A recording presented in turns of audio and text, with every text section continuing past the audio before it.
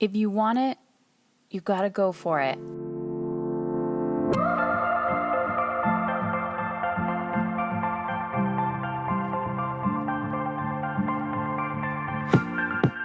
Okay, ladies, I'm back and getting in the routine of daily podcasts again.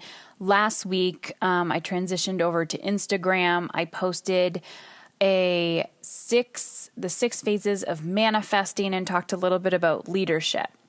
I wasn't as consistent as I wanted to be, but I did provide those 6 phases of manifesting, which was a visual of a podcast I did way back then, episode like 156 or something like that. So if you guys didn't head on over to Instagram and check those out, you're welcome to do that as well. I also give some tools and strategies and journal prompts. So you can check that out on IGTV at Instagram at Mamas in Control. So today I wanted to talk about kind of an adventure and challenge that I'm headed into. So over the years, I've really been, reflecting, actually not over the years, the last few months or so, even just kind of wrapping up the season, we're headed towards the end of summer. I've been thinking about, who did I want to become this year? In my brain, September is the new January to me. I don't know why. That's just how my brain thinks. We're headed into the last quarter of 2019. And, some of you may still be in the exact same position you were January 1st of this year. And every time there's a seasonal wrap up, I'm always reflecting on, who was I? What did I embody? What changed? And I'm noticing big shifts in my energy and in my mood, in my results. And one of those results was being committed to my physical fitness. And I don't know when it happened, but probably in the last few months or so, I've really let go of the mental thought process of needing to control what I ate. And I was really, trying to deconstruct these patterns that this all or nothing mentality. And if I get it wrong, then I'm a failure because I have stories that I don't, I'm not a fitness guru, or I'm not a nutritionist, or I'm not all of these things, or I don't know enough about food. And it was actually Amanda Walker from Feel Amazing Naked. So go check out her podcast, and she's a client of mine and I've interviewed her, and, she's had me on her podcast as well. And it was just by being in her presence and learning how to have a balanced plate, and it doesn't need to be overcomplicated. And I started implementing those philosophies with, my own life and everything that I teach about parenting and energetic time management, and the same mindset of 1 degree better every day. And so I had to let go of this story that if I don't do it perfectly, I won't see the results that I desire. My body won't change. And I wanted to feel lighter. I wanted to feel leaner. And I didn't really do anything. All I did was consistently go to the gym. I didn't put any extra pressure on myself that if I decided I wasn't going to go to the gym for the day or wasn't going to work out for the day, that I was a failure. I just said, what do you feel? What do you want and desire today? And then every day, just decide, do I need to push myself today to do something, or can I relax and chill out? And it's definitely been a journey. Excuse me. There's been a lot of self-reflection, but I've chosen the path of sustainability. And then that allows me to also eat consistently. And because I'm eating consistently, I, again, am not judging what I eat. So if I want ice cream, I'll eat ice cream. But I'm also observing how certain things make my body feel. And then I reassess the next time. 1 degree better. Am I going to make that same decision again? And so because I'm reflecting and always asking myself 1 degree better, things are shifting. So this brings me to today's podcast and the episode, which is if you want it, go for it. So I don't even think that's what I called it. If you desire it, go for it, or whatever. I am about to embark on something that I've been craving for a really, really long time, and I'm choosing to act on it. And I always tell the ladies that step into my Mastery and Soul Elite programs, my coaching programs, your ability to get uncomfortable and sit with your big emotions, fear, anxiety, worry, overwhelm, will determine the results that you see in this program. Because there's a different relationship with hustling or pushing through. I'm not all for that. But if you stub your toe, that's going to fucking hurt. You have to sit with that pain, and there's really not much you can do for a stubbed toe. That stubbed toe is a direct, correlation, replica of sitting with your fear and discomfort of taking a big leap. And so I hope you understood what my analogy was there, because sometimes this shit comes out of my mouth and I have no idea what the heck I'm saying.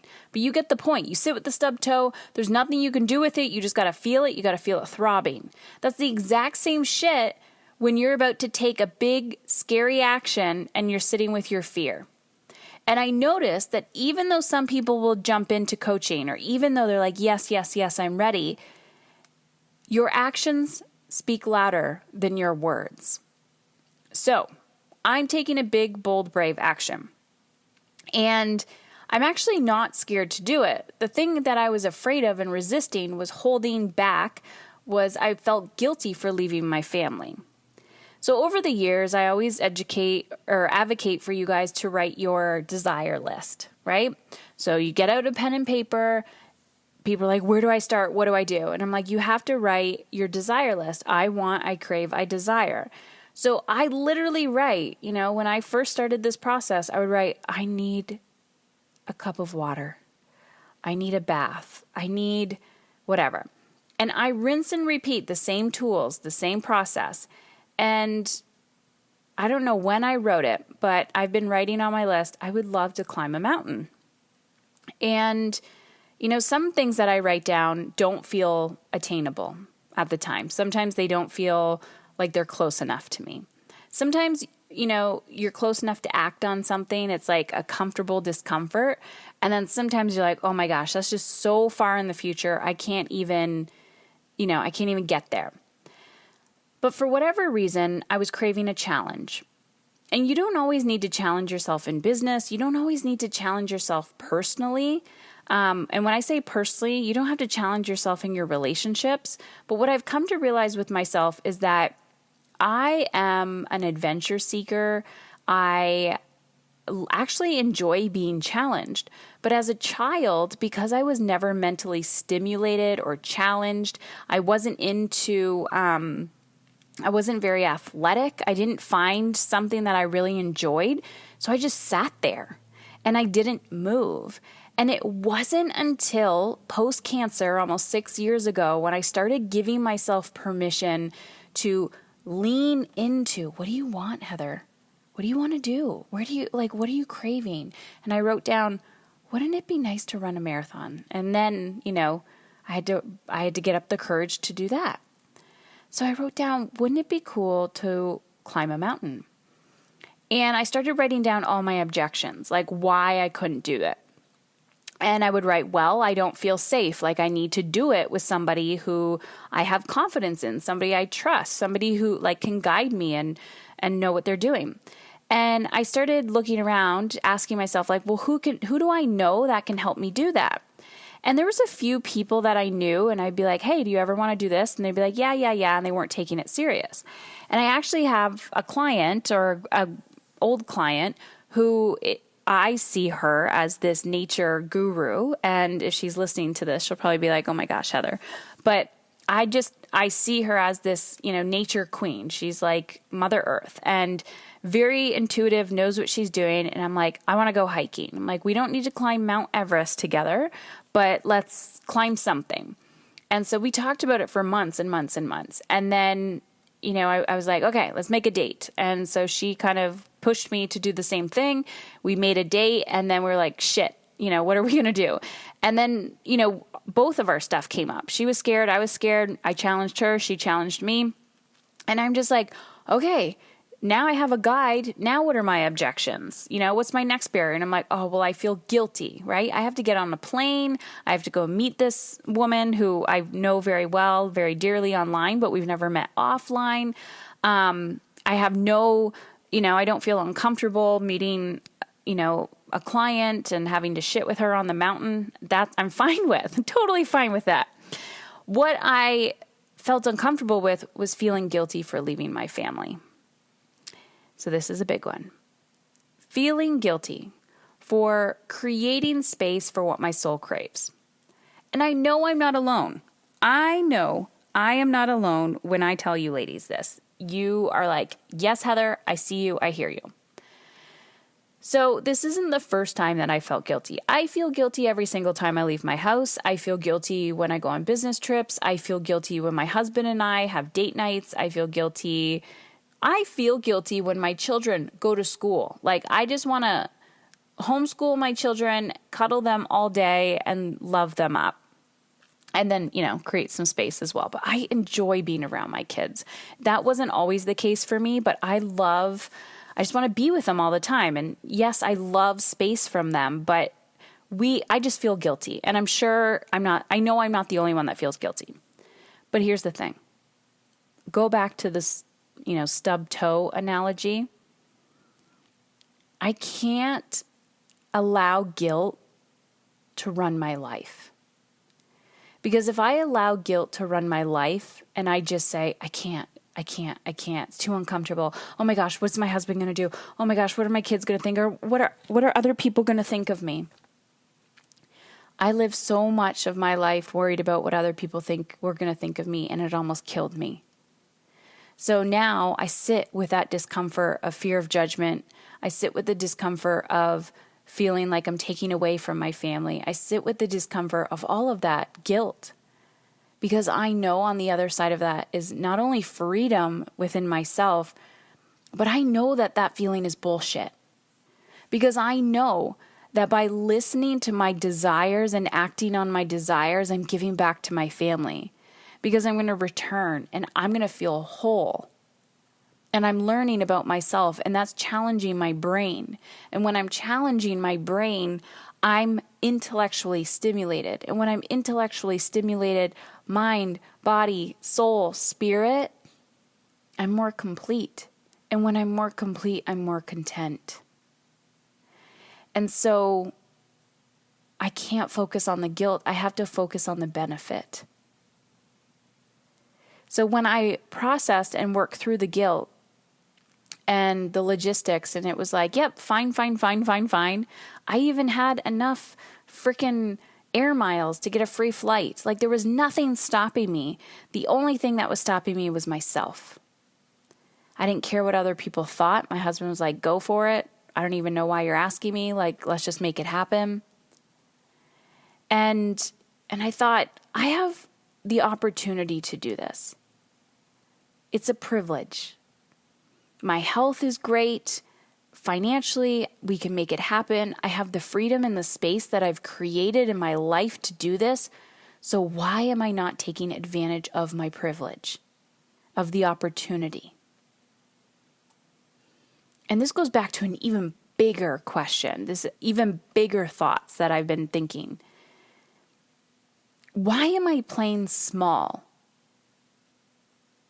and holding back on my desires and gifts? Because yes, you may not think I'm holding back, but we're all holding back in something. Even freaking Oprah holds back. All the people that you look up to hold back. It is part of how our brain was created. And when I say holding back, there's this balance between, there's this beautiful dance between holding back, resting, and then moving forward.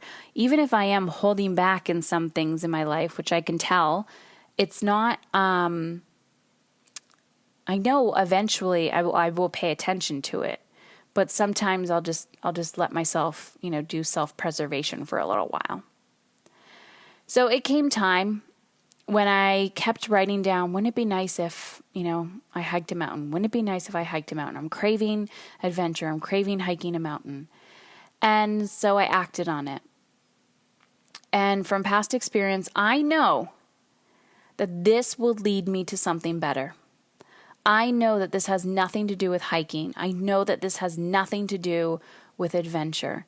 This has everything to do with listening to what your soul is craving and starting small.